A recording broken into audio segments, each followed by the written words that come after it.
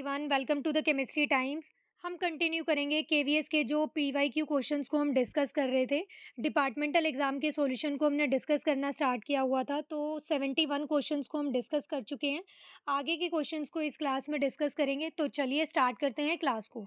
तो देखो first question क्या है, यहाँ पर देखो आपको ये 3 कोऑर्डिनेशन कॉम्प्लेक्सेस दिए हैं और इन तीनों में से आपको ये आइडेंटिफाई करना है कि विच वन इज़ डायमैग्नेटिक और पैरामैग्नेटिक, कौन सा कॉम्प्लेक्स डायमैग्नेटिक बनेगा और कौन सा पैरामैग्नेटिक होगा। तो चलो देखते हैं किस तरह से फाइंड आउट करते हैं। तो फर्स्ट आपको दिया है, देखो निकिल का ये कॉम्प्लेक्स है NiCO और ये क्या है 4 टाइम। अब यहाँ पर मेटल कौन सी है भाई, ये निकिल है और ये जो ग्रुप जो लिगेंड है ये कौन सा है भाई, कार्बोनिल है। सबसे पहला स्टेप क्या होता है, आपको ऑक्सीडेशन स्टेट फाइंड आउट करनी होती है। तो जब यहाँ पर आप ऑक्सीडेशन स्टेट फाइंड आउट करोगे तो कार्बोनिल जो होता है इस लिगेंड पे कैसा लिगेंड होता है भाई, न्यूट्रल। तो इसका चार्ज क्या आएगा, जीरो। तो यहाँ पर जो एक्स है, एक्स प्लस जीरो करेंगे तो ये क्या आ जाएगा, ओवरऑल चार्ज कोई भी नहीं है, जीरो। तो यानी कि यहाँ पर निकिल की ऑक्सीडेशन स्टेट क्या आ जाएगी भाई, जीरो।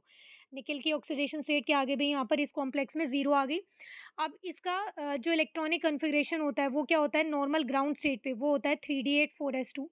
तो ये होती है इसकी कन्फिग्रेशन 3d8 4s2। तो अब देखो यहाँ पर इलेक्ट्रॉन ऑर्बिटल्स के अंदर किस तरह से फिल होते हैं। तो ये हो गया यहाँ पर 3d ऑर्बिटल, ये क्या है यहाँ पर 4s और यहाँ पर ये हमने बना दिया 4p। अब क्या करना है आपको, डी ऑर्बिटल के अंदर 8 इलेक्ट्रॉन फिल करने हैं। तो सबसे पहले हम क्या करते हैं, सब में एक एक इलेक्ट्रॉन फिल करते हैं, ये हो गया। फिर उसके बाद पेयरिंग स्टार्ट करते हैं, तो पेयरिंग करके इस तरह से आ गए और यहाँ पर डी ऑर्बिटल के अंदर ये 2 इलेक्ट्रॉन क्या है भी, अनपेयर्ड रह गए। अब इसके बाद क्या है 4s2, तो यानी कि s ऑर्बिटल में ये एक इलेक्ट्रॉन पेयर आ गया। ये बन गई क्या भी, इसकी नॉर्मल ग्राउंड स्टेट कन्फिग्रेशन बन गई।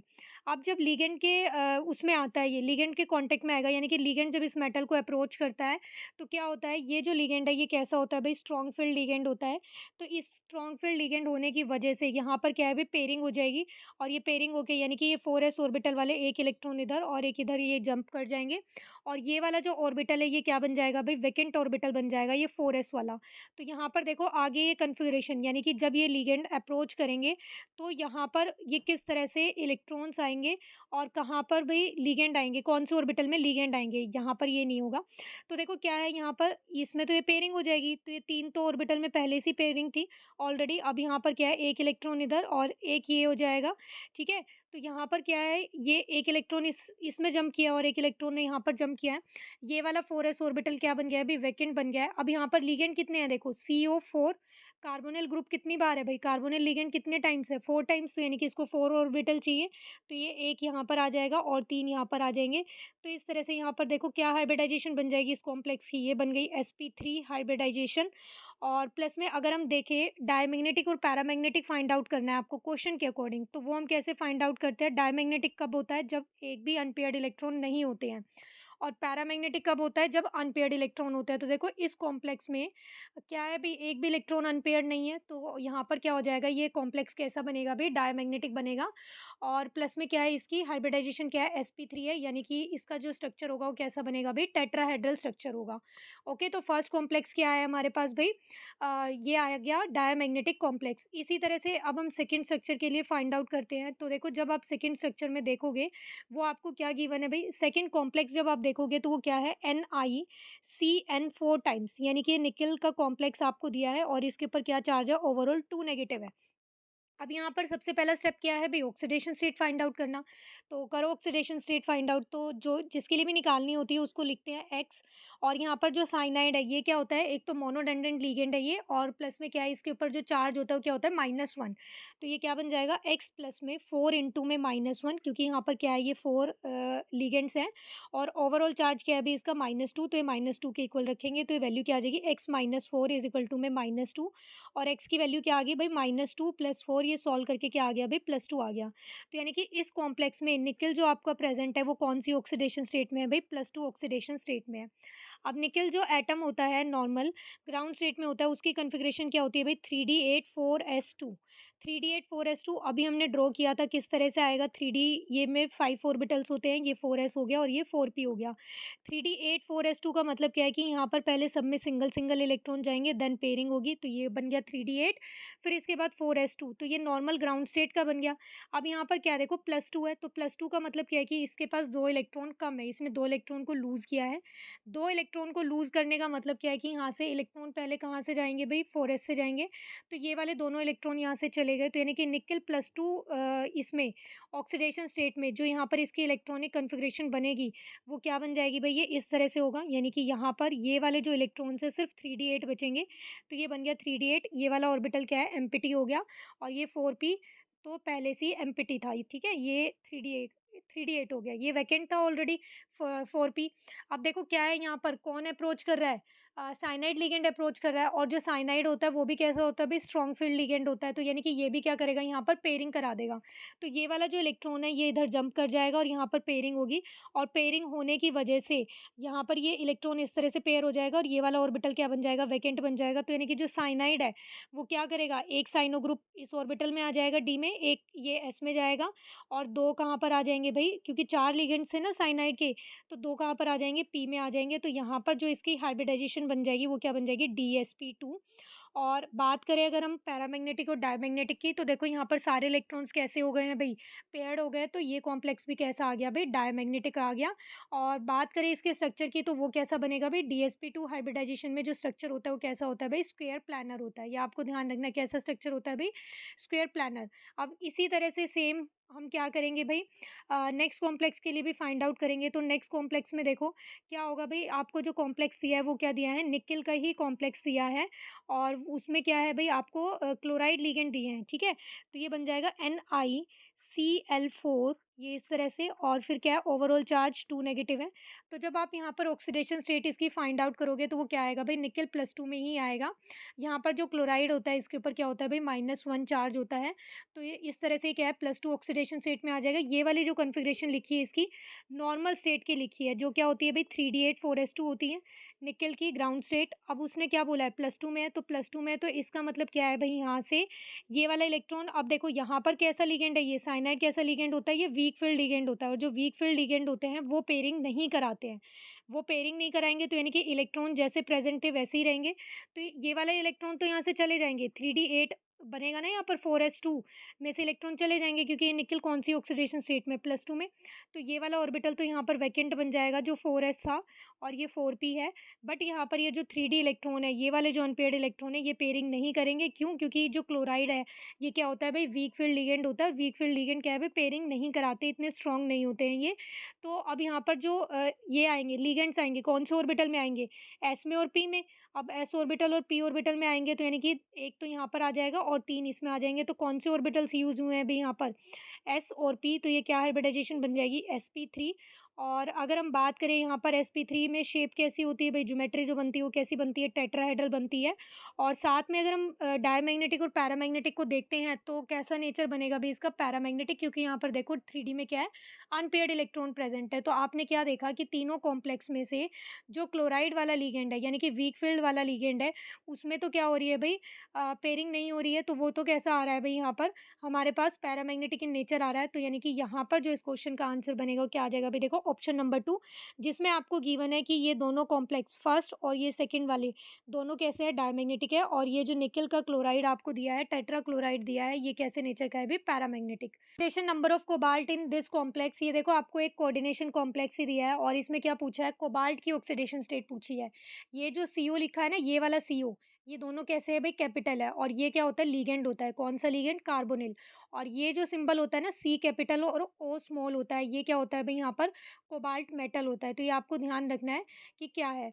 अब देखो यहाँ पर इस कॉम्प्लेक्स में आपको क्या करना है भई, इस कोबाल्ट मेटल की ऑक्सीडेशन स्टेट फाइंड आउट करनी है। तो यहाँ पर देखो ये क्या है, पोटेशियम है।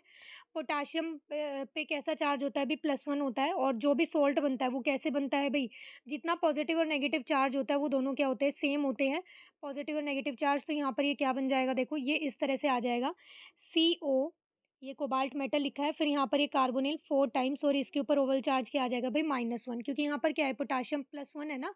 तो इस तरह से जब ये ब्रेक करेगा आयन, तो ये ऐसे बन जाएगा। अब यहाँ पर इसकी ऑक्सीडेशन स्टेट फाइंड आउट करेंगे, तो ये इसके प्लेस पे क्या लिखा, X। और कार्बोनिल कैसा होता है भई, न्यूट्रल लिगैंड होता है, तो इस पे कोई चार्ज नहीं होता, तो इसके लिए क्या आ जाएगा, 0, और ये -1। तो यानी कि यहाँ पर कोबाल्ट की जो ऑक्सीडेशन स्टेट आई है वो क्या आ गई भई, -1। तो इस क्वेश्चन का जो राइट आंसर बनेगा वो क्या आ जाएगा भई, ऑप्शन नंबर 4। नेक्स्ट क्वेश्चन देखते हैं, which of the following pigments and enzymes has cobalt की यहाँ पर आपको ये 4 ऑप्शन दिए हैं और इनमें से पूछा है कि किसके पास कोबाल्ट मेटल होता है। तो फर्स्ट है हीमोग्लोबिन, हीमोग्लोबिन में क्या होता है भई आयरन होता है और फिर है आपको दिया है विटामिन बी 12 तो विटामिन बी 12 में क्या होता है भई कोबाल्ट मेटल होता है और क्लोरोफिल में क्या होता है भई मैग्नीशियम होता है और ये आपको क्या दिया है कार्बोक्सी पेप्टिडेज़ दिया है।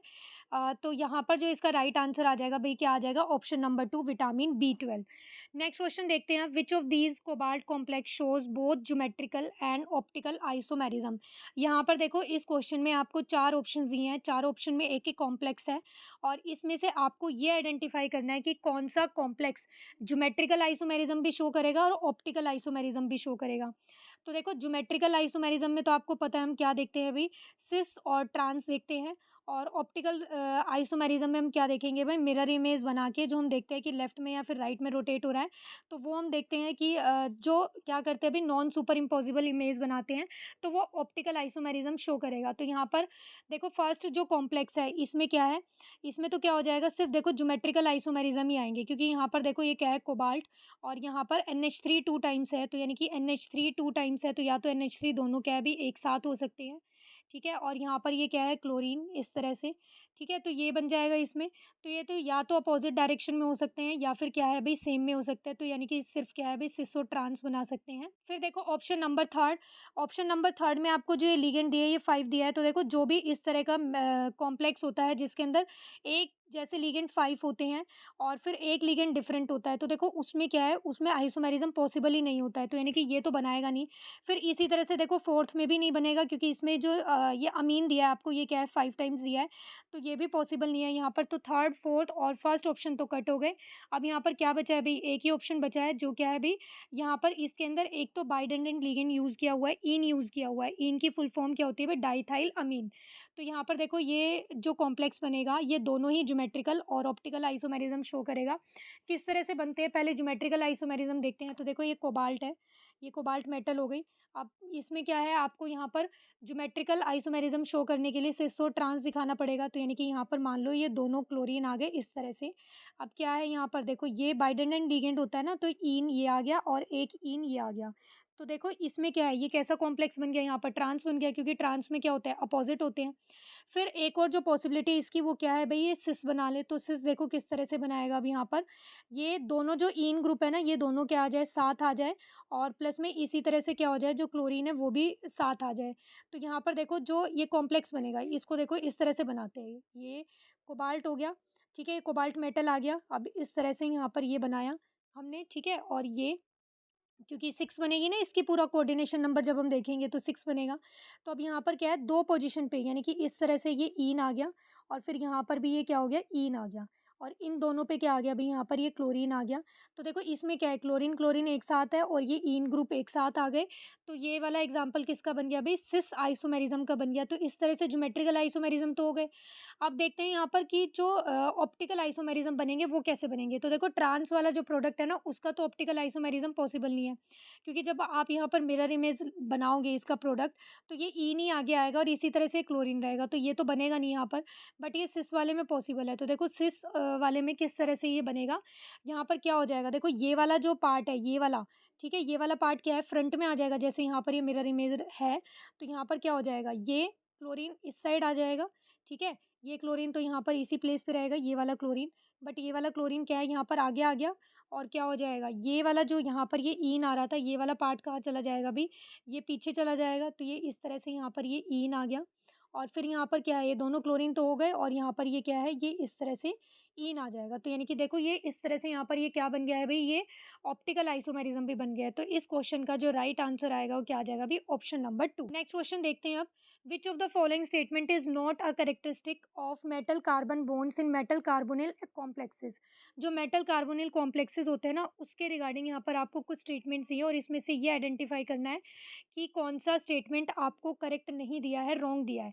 तो देखो मेटल कार्बोनिल में जो बॉन्डिंग होती है वो इस तरह से होती है ये मेटल है और यहाँ पर ये क्या है, यहाँ पर ये कार्बोनिल जो है, ये इस तरह से यहाँ पर इनके बीच में ये ट्रिपल बॉन्ड प्रेज़ेंट होता है, तो इस तरह से यहाँ पर ये बॉन्ड बन रहे होते हैं और ये इनके ऑर्बिटल दिखा रखे हैं, ऑर्बिटल शो कर रखे हैं। तो अब देखो यहाँ पर क्या होता है, यहाँ पर सिग्मा बॉन्ड भी बनता है और पाई बॉन्ड भी बनता है। जो सिग्मा बॉन्ड बनता है वो अब पता है आपको किस तरह से बनता है भई, हेड टू हेड ओवरलैपिंग से बनता है और जो ये पाई बॉन्ड बनते हैं वो कैसे होते हैं भई, साइड वाइज़ ओवरलैपिंग से बनते हैं। तो देखो यहाँ पर दोनों बॉन्ड किस तरह से बनेंगे, वो अब हम देखते हैं। तो ये क्या है, देखो कोई भी मेटल है और ये कार्बोनिल जो ग्रुप है, कार्बोनिल जो लिगेंड है, उसके कार्बन एटम जो होता है, उसके ऑर्बिटल्स के साथ यहाँ पर बॉन्डिंग होती है। तो देखो यहाँ पर ये मेटल, ये कार्बन का क्या है भई, यहाँ पर ये वाला ऑर्बिटल, ठीक है? और इसमें ये वाला orbital head to head overlapping करेंगे और ये क्या बना लेंगे भई, यहाँ पर सिग्मा बॉन्ड बना लेंगे और फिर जो मेटल के पाई ऑर्बिटल्स होते हैं, ये वाले, ठीक है? ये जो मेटल के पाई ऑर्बिटल्स होते हैं, ये इसी तरह से कार्बन के जो एंटी बॉन्डिंग पाई ऑर्बिटल्स हैं, उसके अंदर उसके साथ क्या करते हैं, बॉन्डिंग करते हैं, ओवरलैपिंग करते हैं और इस तरह से यहाँ पर बॉन्ड बन जाता है। तो यहाँ पर क्या होता है, ये जब सिग्मा बॉन्ड बनता है ना, तो यानी कि जो कार्बन है, वो अपने इलेक्ट्रॉन पेयर डोनेट करता है किसमें, मेटल वाले ऑर्बिटल में और यहाँ पर ये क्या होता है, ये जो मेटल है, मेटल के ये जो बॉन्डिंग बनाता है ओवरलैपिंग करने से, पाई बॉन्ड जो बनता है, ये कहाँ से कहाँ बनता है, ये मेटल से कार्बन की तरफ बनता है। तो ये आपको दोनों पॉइंट्स ध्यान रखने हैं कि हेड टू हेड ओवरलैपिंग किस तरह से हो रही है और फिर ये साइड वाइज़ ओवरलैपिंग किस तरह से होती है। तो देखो क्या बताया गया है कि मेटल कार्बोनिल में जो मेटल और कार्बन का बॉन्ड होता है, उसमें दोनों बॉन्ड होते हैं, कार्बन भी और सिग्मा भी। Metal carbon sigma bond is formed by the donation of lone pair, यानी कि जो ये सिग्मा बॉन्ड बनता है ना, कैसे बनता है? By donation of lone pair of electron to the carbonyl carbon into a vacant orbital of metal, यानी कि यहाँ पर क्या है, ये अपने इलेक्ट्रॉन पेयर को डोनेट करता है, किसको भई? मेटल के वैकेंट ऑर्बिटल में डोनेट करता है और ये हेड टू हेड ओवरलैपिंग करने से क्या है भई, सिग्मा बॉन्ड बना लेता है। अब इसी तरह से देखो जो पाई बॉन्ड बनता है वो कैसे बनेगा? By the donation of a pair of electron from A field D orbital. D orbital metal का क्या रहता है भई, फिल रहता है। इसके साथ ये क्या करता है भई, जो वैकेंट ऑर्बिटल होते हैं कार्बन के एंटी बॉन्डिंग वाले, उसके अंदर ये डोनेशन करता है और इस तरह से ये क्या करता है भई, यहाँ पर पाई बॉन्ड बना लेता है। ये हो गया। अब देखो आगे क्या बताया गया है कि ये वाला जो बॉन्डिंग होती है, इसे हम क्या बोलते हैं, बैक बॉन्डिंग भी बोलते हैं और प्लस में हम इसे क्या बोल सकते हैं, सिनर्जिक इफेक्ट भी बोल सकते हैं। और यहाँ पर क्या है, metal to ligand bonding creates a synergic effect which strengthens the bond between carbonyl and the metal, यानी कि यहाँ पर ये जो सिनर्जिक इफेक्ट होता है, बैक बॉन्डिंग होता है, इसकी वजह से ये जो मेटल और ये जो कार्बन का बॉन्ड बन रहा है, ये क्या बनता है भाई, स्ट्रॉन्ग बन जाता है। तो अब हम यहाँ पर देखते हैं अपनी स्टेटमेंट्स को कि कौन सा स्टेटमेंट आपको इनकरेक्ट दिया हुआ है। तो देखो फर्स्ट स्टेटमेंट है, it has both sigma and pi characteristic, ये बिल्कुल करेक्ट है, दोनों होते हैं यहाँ पर। फिर सेकंड आपको दिया, lone pair of electrons from the carbonyl to the metal forms the sigma bond.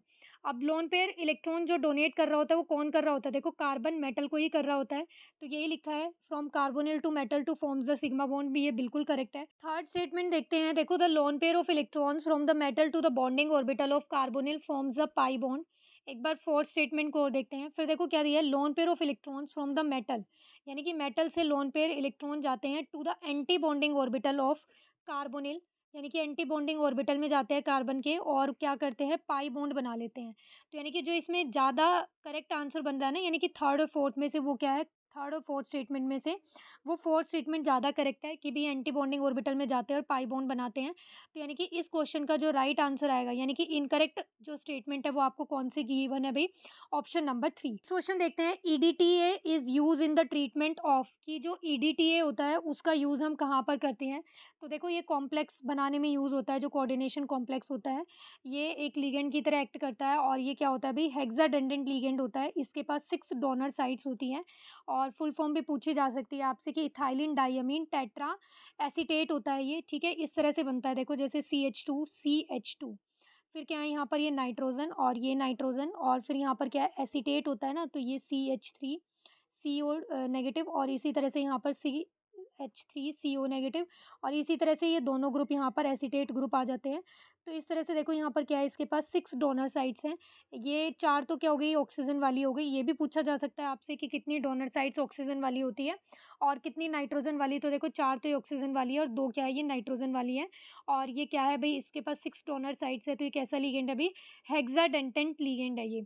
अब यहाँ पर इसका यूज़ कहाँ पर करते हैं भई हम, लेड पॉइज़निंग के ट्रीटमेंट में इसका यूज़ करते हैं। तो इसका राइट आंसर क्या आ जाएगा भई, option number first. First question क्या है देखो, which of the following pair has both metals in their highest oxidation state. ये पूछा है कि यहाँ पर ये कुछ पेयर्स दिए हैं कॉम्प्लेक्सेस के, और इसमें से आपको ये आइडेंटिफाई करना है कि किसमें जो मेटल है ना वो अपनी हाईएस्ट ऑक्सीडेशन स्टेट में है। तो ऑक्सीडेशन स्टेट कैलकुलेट करके देखना है। तो यहाँ पर देखो फर्स्ट कॉम्प्लेक्स में जब आप कैलकुलेट करोगे तो क्या आ जाएगी, एक्स माइनस आयरन की कैलकुलेट करनी पड़ेगी ना, तो एक्स माइनस साइनाइड पे क्या होता है भाई, 1 चार्ज, तो -1 होता है, तो यहाँ पर क्या आ जाएगा -6, और ओवरऑल चार्ज क्या है -4, तो एक्स की वैल्यू कितनी आ गई भाई, +2। तो यानी कि यहाँ पर जो आयरन है वो +2 ऑक्सीडेशन स्टेट में है। और जो कोबाल्ट है, इसी तरह से कोबाल्ट की जब आप कैलकुलेट करोगे तो ये आ जाएगी +3। ऐसे ही नेक्स्ट कॉम्प्लेक्स में कैलकुलेट करके देखो। तो नेक्स्ट में जब आप देखोगे तो यहाँ पर क्या है, ये क्रोमियम है, ये है देखो CrO2Cl2।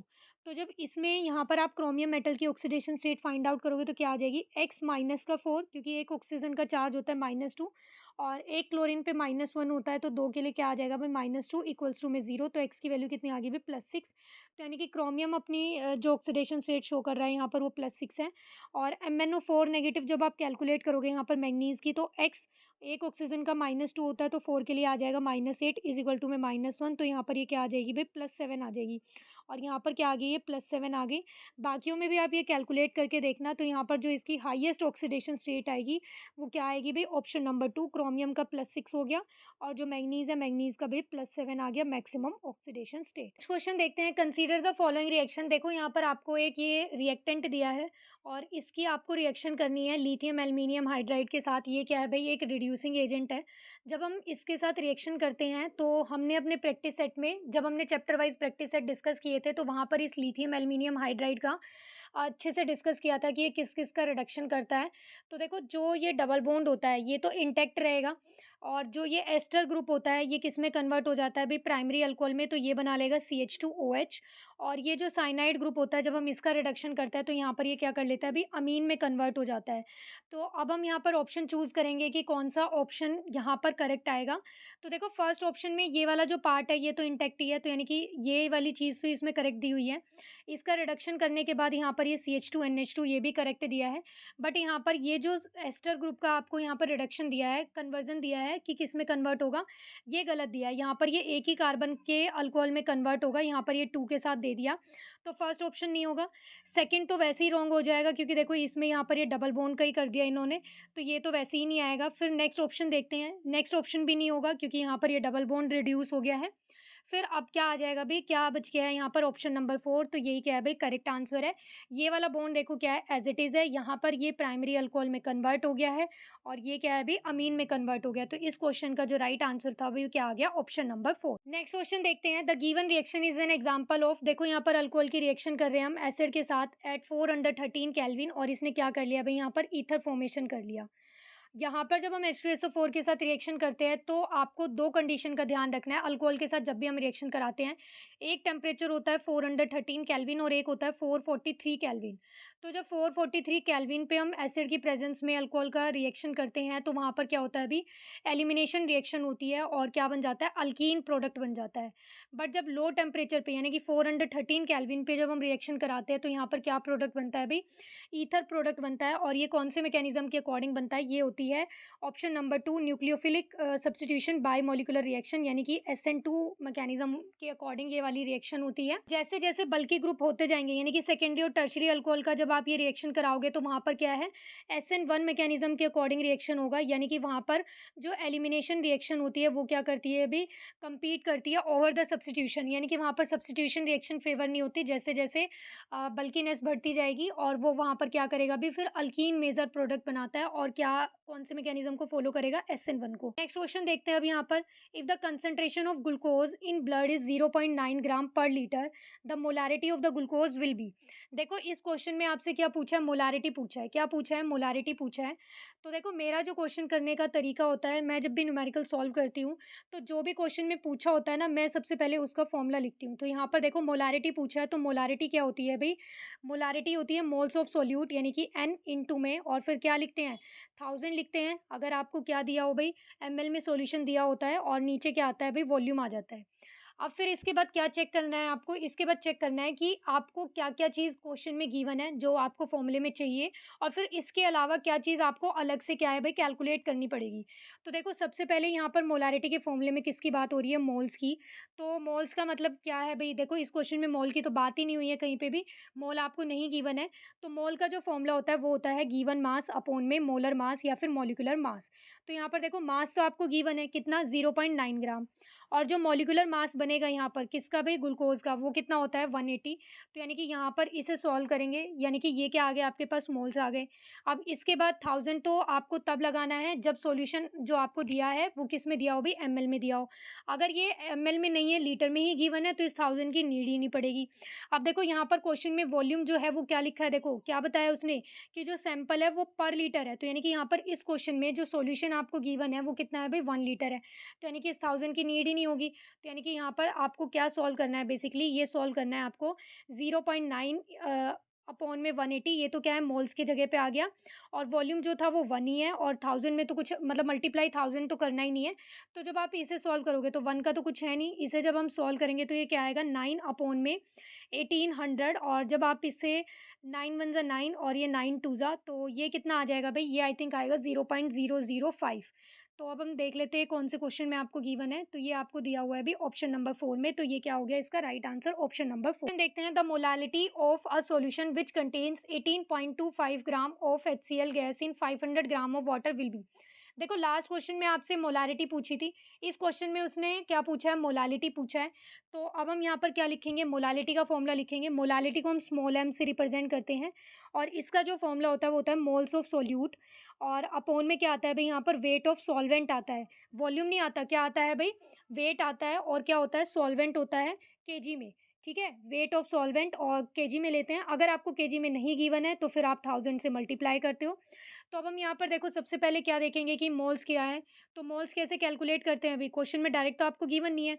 तो मोल्स कैसे कैलकुलेट करते हैं, गिवन मास अपॉन में मोलर मास। तो गिवन मास देखो यहाँ पर क्या है 18.25 और मोलर मास यानी कि मॉलिक्यूलर मास जब आप HCl का कैलकुलेट करोगे तो ये कितना आ जाएगा भई HCl ये आ जाएगा 36 और साथ में क्या है यहाँ पर देखो वेट, वेट आपको कितना गिवन है 500 अपॉन में क्या आ जाएगा इसके यहाँ पर देखो वेट के प्लेस पे क्या आ जाएगा W के प्लेस पे 500 और इनटू में 1000 तो यानी कि ये बन जाएगा 18.25 अपॉन में 36 और अपॉन में क्या आ गया यहाँ पर 500 और ये साथ में 1000।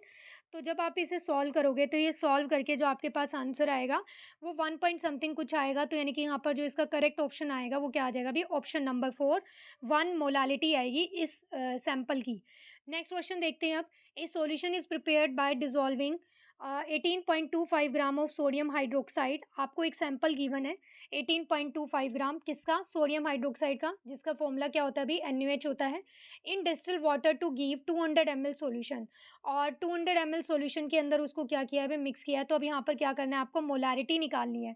तो मोलारिटी को हम कैपिटल M से रिप्रेजेंट करते हैं, वही सेम फॉर्मूला गिवन मास ओ सॉरी मोल्स, अब मोल्स ऑफ सोल्यूट अपॉन में वॉल्यूम और मल्टीप्लाई में 1000 कब करना है जब आपको वॉल्यूम लीटर में नहीं दिया हो। यहाँ पर वॉल्यूम किसका लेते हैं सॉल्यूशन का लेते हैं, बट मोलालिटी में क्या होता है वेट ऑफ सॉल्वेंट होता है। तो देखो यहाँ पर क्या हो जाएगा मोल्स कैसे कैलकुलेट करते हैं गिवन मास अपॉन में मोलर मास। तो 18.25 अपॉन में NaOH का जब आप मोलर मास कैलकुलेट करोगे तो ये क्या आ जाएगा सोडियम का कितना होता है भाई 23 और ऑक्सीजन का कितना हो जाएगा 16 और हाइड्रोजन का क्या है भाई 1 तो ये क्या आ जाएगा 40 अपॉन में क्या आ जाएगा यहाँ पर देखो 200 ml दिया है तो ये 200 और इनटू में 1000 और जब हम इसे सॉल्व करेंगे तो देखो ये सॉल्व करके आपके पास जो करेक्ट आंसर आएगा वो क्या आ जाएगा ऑप्शन नंबर 2.28 मोलर सॉल्यूशन आ जाएगा इस सैंपल के लिए। नेक्स्ट क्वेश्चन देखते हैं which of the following has the greatest number of ions. देखो इस क्वेश्चन में आपको number of ions find out करने के किसके पास सबसे ज़्यादा होंगे। यहाँ पर ये जो चारों ऑप्शन है इसमें आपको कुछ कंपाउंड्स दिए हुए हैं और इनका मॉलिक्यूलर फॉर्मूला जो मास बनेगा, इनका जो मॉलिक्यूलर मास मास बनेगा वो भी आपको गिवन है और सारे कंपाउंड्स की जो अमाउंट है वो सेम है। यानी कि 50 ग्राम ही आपको अलग-अलग कंपाउंड्स के क्या करने हैं, सैंपल लेने हैं और उसमें से बताना है कि किसमें सबसे ज़्यादा नंबर ऑफ आयन्स बनेंगे।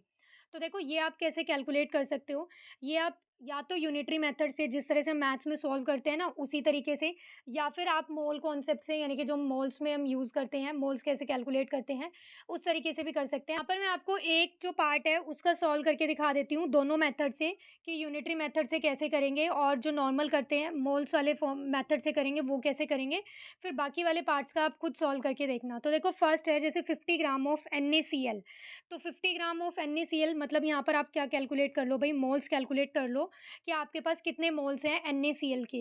वो हम कैसे कैलकुलेट करते हैं, गिवन मास अपॉन में मोलर मास, तो गिवन मास क्या है भई यहाँ पर 50 और जब आप NaCl का मॉलिक्यूलर मास कैलकुलेट करोगे तो ये आएगा आपके पास 58। फिर क्या करना है आपको, यहाँ पर देखो NaCl अगर ये आपके पास 1 मोल है, क्या है भई 1 मोल है, तो 1 मोल में देखो कितने आयन्स प्रोड्यूस होंगे, यहाँ पर ये बनाएगा Na पॉज़िटिव Cl नेगेटिव, कितने आयन्स बनाएगा 2 आयन बनाएगा। तो यानी कि यहाँ पर जितने भी मोल्स आएँगे इसके अंदर इसको आप क्या करो, यहाँ पर जो भी 1 मोल के अंदर आयन होते हैं उससे मल्टीप्लाई कर दो यानी कि 2 से। तो यहाँ पर जब आप ये पूरा सॉल्व करोगे तो ये सॉल्व करके कुछ आएगा 1.72 समथिंग आएगा। तो यानी कि इतने नंबर ऑफ आयन्स बनेंगे यहाँ पर किसमें भई 50 ग्राम ऑफ NaCl में। एक तो आप इस तरीके से कैलकुलेट कर सकते हो। दूसरा आप कैसे कैलकुलेट कर सकते हो, देखो ये इस तरह से कि भई 1 मोल जो होता है 1 मोल ऑफ NaCl उसका मास कितना आएगा भई, उसका मास ये आपको गिवन ही है 58। तो इसके अंदर कितने आयन्स हैं, 2 आयन्स बन रहे हैं। तो आप इसे इस तरह से सॉल्व करो कि 58 ग्राम में क्या बन रहे हैं भई, 2 आयन्स बन रहे हैं। 1 में कितना बनेगा, यहाँ पर देखो 1 के लिए क्या हो जाएगा भई 2 अपॉन में 58 और यहाँ पर क्या है फिर साथ में 50 ग्राम के लिए आपको कैलकुलेट करना है, तो 50 ग्राम के लिए कैसे करोगे 2 अपॉन में 58 इंटू में 50 और जब आप इसे सॉल्व करोगे तो ये कितना आ जाएगा भई 1.72 समथिंग आ जाएगा। तो आप चाहो तो दोनों ही मेथड में से किसी भी मेथड से जो आपको सूटेबल लगता है आपको ईज़ी लगता है उस मेथड से सॉल्व करके देख सकते हो। तो देखो यहाँ पर जब आप ये मोल्स कैलकुलेट करोगे, नंबर ऑफ आयन्स कैलकुलेट करोगे तो क्या आएगा, इसमें आएगा 1.72। यहाँ पर देखो कितने नंबर ऑफ आयन्स बनेंगे 1 मोल में, एन यहाँ पर 2 पोटेशियम आयन और 1 ऑक्सीजन यानी कि 3, तो यानी कि यहाँ पर जितने भी मोल्स आएँगे उसको आपको 3 से मल्टीप्लाई करना पड़ेगा और ये कुछ आएगा 1.59 समथिंग। फिर इसी तरह से देखो 50 ग्राम ऑफ सोडियम ऑक्साइड, तो यहाँ पर देखो जब इसका आप यहाँ पर आयन्स देखोगे तो कितने आयन्स प्रोड्यूस होंगे, वही सेम 3, 2 तो सोडियम के बनेंगे और 1 ऑक्साइड बनेगा। तो और यहाँ पर यानी कि आपको क्या करना है, पहले मोल्स कैलकुलेट करने हैं, मोल्स कैलकुलेट करके उसको 3 से मल्टीप्लाई करोगे तो ये सॉल्व करके कुछ आ जाएगा 2.4 और ऐसे ही 50 ग्राम ऑफ ये कैल्शियम क्लोराइड के लिए कैलकुलेट करेंगे तो ये कुछ आ जाएगा 1.35। तो अब देखो यहाँ पर सबसे ज़्यादा नंबर ऑफ आयन्स किसके बन रहे हैं अभी, ऑप्शन नंबर 3 के, तो यही क्या हो जाएगा, इसका करेक्ट आंसर हो जाएगा। नेक्स्ट क्वेश्चन देखते हैं, designation given to the orbitals having. अब यहाँ पर देखो कुछ ऑर्बिटल्स के लिए आपको इन्फॉर्मेशन गिवन है और उसके लिए डेजिग्नेशन फाइंड आउट करना है कि कौन से ऑर्बिटल बनेंगे। तो देखो n की वैल्यू 2 है और l की वैल्यू क्या है 1 है। तो देखो l जब 0 1 2 इस तरह से होता है तो ये क्या बनाता है, 0 होता है तो s ऑर्बिटल होता है, 1 है तो p है, 2 होता है तो d होता है और 3 होता है तो f होता है। तो यहाँ पर देखो n 2 है तो यानी कि 2 लिखा और फिर l की वैल्यू क्या है 1 है तो 1 के लिए क्या है p, तो यानी कि इसके लिए क्या आ जाएगा, यहाँ पर जो ऑर्बिटल आएगा 2p हो गया। तो यानी कि 2p देख लो आपको कौन से ऑप्शन में दिया है, तो देखो फर्स्ट भी कट, थर्ड भी, फोर्थ भी, तो क्या आंसर आ गया इसका, ऑप्शन नंबर 2।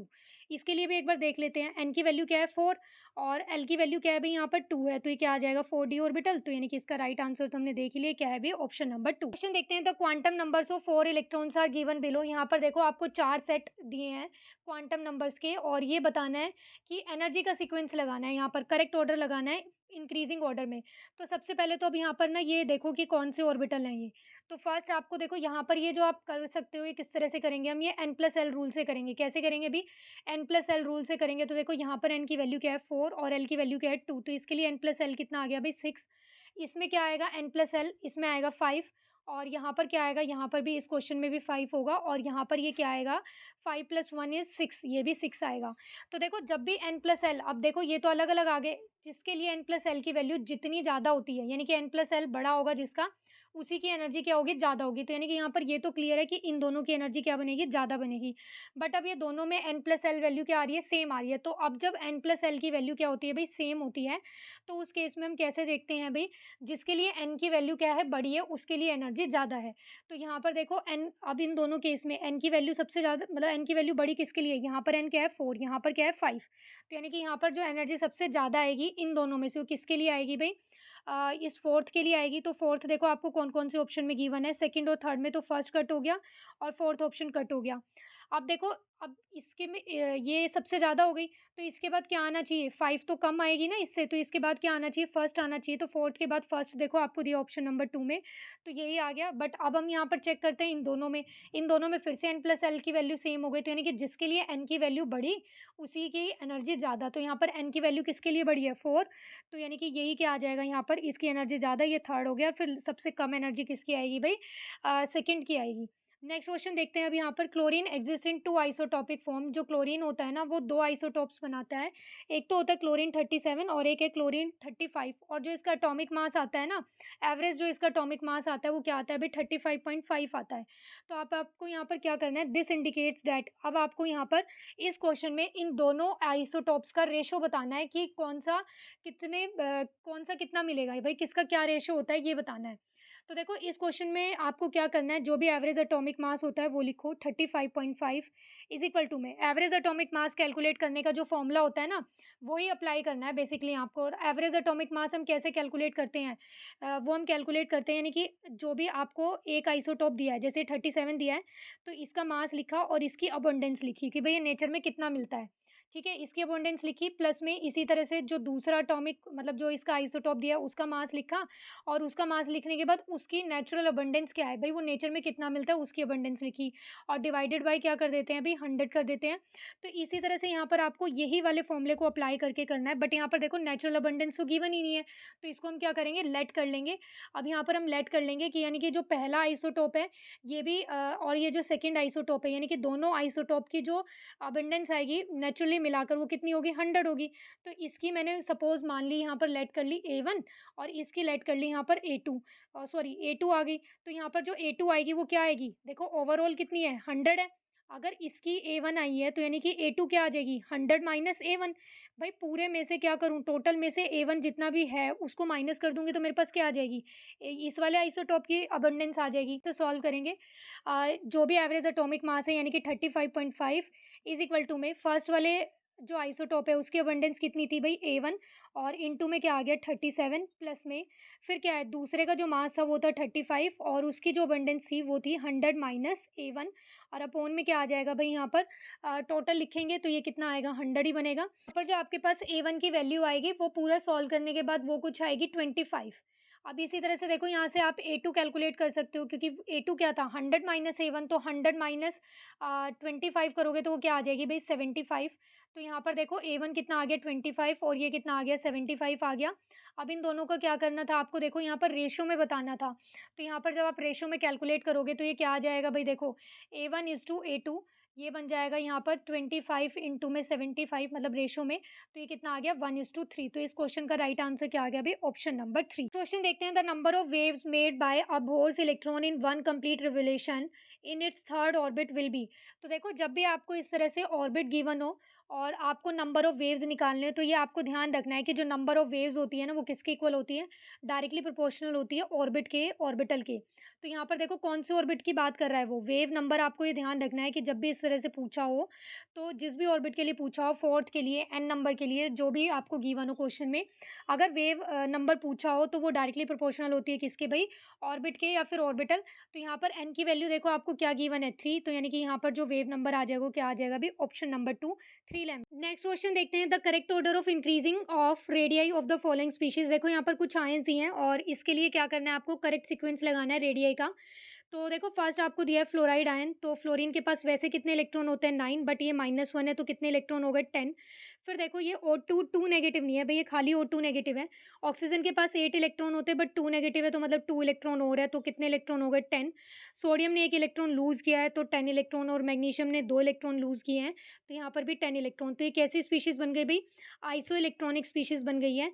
तो अब आपको आइसो इलेक्ट्रॉनिक स्पीशीज़ में रेडियाई के लिए एक बात ध्यान रखनी है कि इनकी आयनिक रेडियाई जो होती है, वो डायरेक्टली प्रोपोर्शनल होती है, यानी कि क्या हो जाएगा, यानी कि जितना ज़्यादा नेगेटिव चार्ज होगा, साइज़ उतना ज़्यादा होगा, और जितना ज़्यादा पॉज़िटिव चार्ज होता है आयन पे, साइज़ उतना ही छोटा बनेगा। तो देखो यहाँ पर सबसे ज़्यादा जो चार्ज है वो किसका है, मतलब जो कैटायन है, यानी कि बेसिकली कैटायन का साइज़ तो क्या बनेगा, छोटा, और एनायन का बड़ा बनेगा। और फिर जब हम इसमें भी कंपैरिज़न करते हैं कि कितना पॉज़िटिव और कितना नेगेटिव है, तो उसमें जितना ज़्यादा नेगेटिव उतना ही ज़्यादा बड़ा साइज़ होगा, उतनी ज़्यादा रेडियस होगी। तो यहाँ पर देखो क्या आ जाएगा भई, इस क्वेश्चन का जो करेक्ट आंसर आ जाएगा, यानी कि मैग्नीशियम का तो सबसे छोटा साइज़ आएगा। तो देखो ये आपको कौन से ऑप्शन में गिवन है भई? ये आपको गिवन है ऑप्शन नंबर 4 में, यानी कि फोर्थ आ जाएगा इसका आंसर। इसमें क्या हो जाएगा, O2 नेगेटिव पे इसकी रेडियस सबसे ज़्यादा, फिर इससे कम फ्लोराइड की होगी, फिर सोडियम की, और सबसे कम किसकी आएगी भई, मैग्नीशियम की। नेक्स्ट क्वेश्चन देखते हैं, orbital angular momentum depends on, कि जो ऑर्बिटल एंगुलर मोमेंटम होता है वो किस पे डिपेंड करता है। तो देखो इसका जो फॉर्मूला होता है वो क्या होता है भई, इसका फॉर्मूला होता है अंडर रूट में L इंटू में L+1, और क्या होता है H/2 पाई। तो देखो इसके फॉर्मूले में कुछ और तो आ ही नहीं रहा है, L ही आता है, तो यानी कि इसका आंसर क्या आ जाएगा, option number 4 L only. Next question देखते हैं, the number of radial nodes and angular nodes for the 4p orbital. ये जो 4p ऑर्बिटल होता है, इसके लिए आपको रेडियल नोड भी बतानी है और एंगुलर नोड भी बतानी है। तो जो रेडियल नोड का फॉर्मूला होता है वो देखो क्या होता है भाई, वो होता है n-l-1। तो अब देखो 4p दिया है आपको, तो यहाँ पर n की वैल्यू क्या है, 4 है, तो यहाँ पर लिखा आपने 4 माइनस l। l क्या होता है, ये जो भी यहाँ पर sp-d ऑर्बिटल होते हैं, इसके लिए जो भी हम डेजिग्नेशन लेते हैं वो। तो देखो यहाँ पर क्या है, s के लिए 0 वैल्यू होती है, p के लिए 1 होता है, d के लिए 2 होता है और f के लिए 3 होता है। अब यहाँ पर p है तो p के लिए क्या है 1, तो यहाँ पर क्या आ गया 1, और -1 तो करना ही है, तो 4 - 2 क्या आ गया भाई 2। तो रेडियल नोड कितनी आ गई, 2 आ गई। तो देखो आपको ये एक ही ऑप्शन में पहले दिया हुआ है, तो इसका राइट आंसर क्या आ गया, ऑप्शन नंबर 2। बट अगर आपको एंगुलर नोड भी कैलकुलेट करनी होती है यहाँ पर, तो एंगुलर नोड कैसे कैलकुलेट करते हैं भाई, एंगुलर नोड कैलकुलेट करने का फॉर्मूला होता है एल, यानी कि जो भी एल की वैल्यू होती है उतनी नंबर ऑफ एंगुलर नोड्स होते हैं। तो एल की वैल्यू क्या है भाई, देखो यहाँ पर पी है ना, तो पी के लिए एल की वैल्यू क्या होगी 1, तो यानी कि यहाँ पर जो एंगुलर नोड है वो कितनी है भाई 1 है। नेक्स्ट क्वेश्चन देखते हैं, a ball of mass 0.1 kg is moving with the velocity of 10 metre per second, the wavelength associated with the ball will be. देखो यहाँ पर आपको वेवलेंथ निकालनी है एक बॉल के लिए, ठीक है, जिसका आपको मास भी गिवन है और वेलोसिटी भी गिवन है। ये डी ब्रोगली वेवलेंथ जो होता है, डी ब्रोगली जो वेवलेंथ का फॉर्मूला होता है उसके ऊपर ये क्वेश्चन है। लैम्डा इज इक्वल टू में H/m/v, इजी सा ही क्वेश्चन है। एच भी आपको देखो क्वेश्चन में गिवन है, और मास और वेलोसिटी भी गिवन है, सिर्फ फॉर्मूले में क्या करना है, पुट करना है। ये वाला जो क्वेश्चन है ना, ये वाला क्वेश्चन एचटेट पीजीटी केमिस्ट्री में आई थिंक 2 या 3 बार आया हुआ है वहाँ पर। तो इस क्वेश्चन का जो करेक्ट आंसर आएगा वो क्या आएगा भी, ऑप्शन नंबर 2 आएगा। सिर्फ सिंपली आपको क्या करना है, देखो वैल्यूज पुट करनी है। लैम्डा इज इक्वल टू क्या होता है भी H/mv। एच क्या है देखो यहाँ पर प्लैंक कांस्टेंट है, प्लैंक कांस्टेंट के लिए आपको यहाँ पर वैल्यू दी हुई है 6.63 इंटू 10⁻34। फिर यहाँ पर देखो 1 जूल बताया हुआ है क्या होता है, तो यहाँ पर 1 जूल के प्लेस पे आप ये वाली यूनिट को पुट करोगे, और यहाँ पर फिर ये 1 सेकंड है तो ये वाला सेकंड, और फिर अपॉन में क्या आ जाएगा मास आपको कितना गिवन है 0.1, और जो वेलोसिटी वो कितनी गिवन है भाई 10 मीटर पर सेकंड। तो सिंपली बस यहाँ से क्या है, ये जो आंसर आएगा वो कितना आ जाएगा, ऑप्शन नंबर 2 आ जाएगा। नेक्स्ट क्वेश्चन देखते हैं, which of the following has a bond angle closest to the 90 degree. तो यहाँ पर ये पूछा है कि ये 4 मॉलिक्यूल्स हैं, इनमें से किसका जो बॉन्ड एंगल हो 90 डिग्री के पास आएगा। तो देखो मीथेन की तो जो शेप होती है उसमें एक भी लोन पेयर नहीं होते, टेट्राहेड्रल ज्योमेट्री होती है, और आपको पता है इसके लिए जो बॉन्ड एंगल आएगा वो 109 के आसपास होता है, तो ये तो होगा नहीं। H2O में क्या होता है, 2 लोन पेयर होते हैं, बट इससे थोड़ा सा कम बॉन्ड एंगल आता है, इससे 109 से ये 104 के आसपास होता है, तो ये भी ऑप्शन नहीं होगा। फिर देखो अब ये 2 ऑप्शन बचे हैं यहाँ पर, तो क्या होता है, ये पिरामिडल शेप होती है इसकी, sp3 हाइब्रिडाइजेशन होती है, और यहाँ पर ये क्या होता है, ये लोन पेयर और बॉन्ड पेयर रिपल्शन होता है। बट यहाँ पर देखो lone pair bond pair repulsion है, और इन केस ऑफ H2S यहाँ पर क्या देखो, ये लोन पेयर रिपल्शन बनाएगा, क्या करेगा भाई यहाँ पर ये लोन पेयर रिपल्शन बनाएगा, तो ये क्या होता है ज़्यादा होता है। तो यहाँ पर ये जो बॉन्ड एंगल है कितना बन जाता है 90 डिग्री। तो इस क्वेश्चन का जो राइट आंसर आएगा क्या आएगा भी, ऑप्शन नंबर 2। नेक्स्ट क्वेश्चन देखते हैं अब यहाँ पर CO2 इज आइसोस्ट्रक्चरल विद, कि यहाँ पर ये कुछ एग्जांपल्स दिए हैं मॉलिक्यूल्स के, और इसमें से ये पूछा है कि CO2 के जैसा ही सेम स्ट्रक्चर कौन बनाएगा, कौन आइसोस्ट्रक्चरल है। तो देखो CO2 क्या होता है भाई, लीनियर मॉलिक्यूल होता है, ये इस तरह से होता है, कार्बन डाइऑक्साइड इस तरह से ये स्ट्रक्चर बनता है, और इसको हम क्या बोलते हैं, लीनियर स्ट्रक्चर बोलते हैं। अब यहाँ पर देखो, अगर आप ऑप्शन देखोगे तो ये ऑप्शन से ही हो जाएगा, ऑप्शन नंबर 3। ये क्या है, देखो ये क्या दिया है भाई, इथाइलिन दिया है। ये क्या होता है, CH ट्रिपल बॉन्ड CH, ये होता है ना इस तरह से, ये कैसा स्ट्रक्चर है, लीनियर है। तो यानी कि इस क्वेश्चन का राइट आंसर क्या आ जाएगा भी, ऑप्शन नंबर 3। नेक्स्ट क्वेश्चन देखते हैं अब यहाँ पर, in diborane the hybridization of borane. अब डाइबोरेन जो होता है ना, उसमें एक बोरेन एटम की क्या पूछी है भी, इसने हाइब्रिडाइजेशन पूछी है। तो देखो डाइबोरेन क्या होता है, डाइबोरेन एक डाइमर कंपाउंड है, और ये क्या है, इस तरह से बनता है, दो बोरोन एटम होते हैं, और यहाँ पर ये क्या है भाई, ब्रीजिंग हाइड्रोजन होती है, ये बॉन्ड बना रहा होता है। और ये क्या होते हैं भाई, ये इस तरह से B2H6 होता है ये। और यहाँ पर ये जो होता है, ये कैसा होता है भाई, इलेक्ट्रॉन डेफिशिएंट होता है, इसलिए ये डाइबोरेन बनाता है। और यहाँ पर ये टर्मिनल हाइड्रोजन होते हैं, और ये ब्रीजिंग हाइड्रोजन होते हैं, और इस बॉन्ड को हम बनाना बॉन्ड भी बोलते हैं, या फिर ब्रीजिंग बॉन्ड भी बोल सकते हैं। और क्या कहते हैं, साथ में 3 सेंटर 2 इलेक्ट्रॉन भी बोलते हैं, कि भी ये वाला जो बॉन्ड होता है 3 सेंटर 2 इलेक्ट्रॉन होता है। यहाँ पर अब उसने इस बोरोन एटम की हाइब्रिडाइजेशन पूछी है, तो देखो कितने बॉन्ड्स बन रहे हैं, 4, तो इसकी हाइब्रिडाइजेशन क्या होगी भी, sp3। नेक्स्ट क्वेश्चन देखते हैं, which of the following has a trigonal planner structure. यहाँ पर देखो ये पूछा है कि इसमें से ट्राइगोनल प्लानर स्ट्रक्चर किसका बनेगा। तो जो ट्राइगोनल प्लानर स्ट्रक्चर होगा किसका बनेगा भी, ऑप्शन नंबर 4 का बनेगा। CO2 तो देखो लीनियर होता है, NO2 में भी बैंड शेप बनती है, N2O में भी बैंड शेप बनेगी, तो ये दोनों नहीं होंगे। यहाँ पर जो इसका ट्राइगोनल प्लानर बनेगा वो देखो इस तरह से, यहाँ पर ये बनेगा, एक लोन पेयर है और ये 2 सल्फर के साथ इस तरह से बॉन्ड बना रहा होगा, तो ये बेसिकली इस तरह से ट्राइगोनल प्लानर बन जाएगा। तो इस क्वेश्चन का राइट आंसर क्या है अभी, ऑप्शन नंबर 4। नेक्स्ट क्वेश्चन देखते हैं अब यहाँ पर, the dipole moment of HBr is, यहाँ पर डाइपोल मोमेंट गिवन है किसका भी, HBr का, हाइड्रोजन ब्रोमाइड का।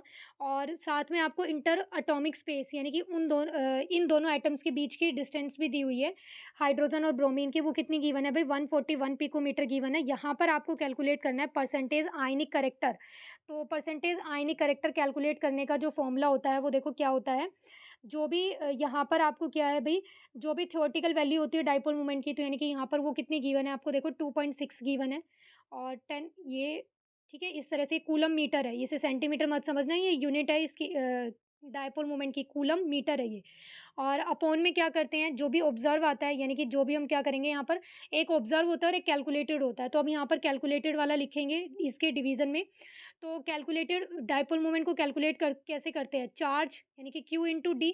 अब Q तो देखो यहाँ पर आपको दिया ही है, 1.6 इंटू 10⁻⁻19 कूलम। और जो D है, डिस्टेंस भी आपको क्वेश्चन में गिवन है, बट ये किस में गिवन है भाई, पिकोमीटर में, इसे हम कन्वर्ट कर लेंगे किस में, मीटर में कन्वर्ट कर लेंगे। तो यहाँ पर ये आ जाएगा 1.6 इंटू 10⁻⁻19, और इंटू में 141, और इंटू में क्या करेंगे, इसे पिकोमीटर में कन्वर्ट करेंगे ना, तो -12 आ जाएगा, और मल्टीप्लाई बाय 100।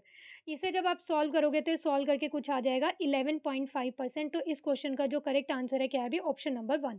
देखो फिर से बताती हूँ, परसेंटेज आयनिक करेक्टर कैसे कैलकुलेट करना है, जो भी ऑब्जर्व होता है वो, और अपॉन में डिवाइडेड में हम क्या लिखते हैं, डिनोमिनेटर में जो भी कैलकुलेटेड होता है, जो हम कैलकुलेट करेंगे वो, और इनटू में क्या आ जाएगा 100।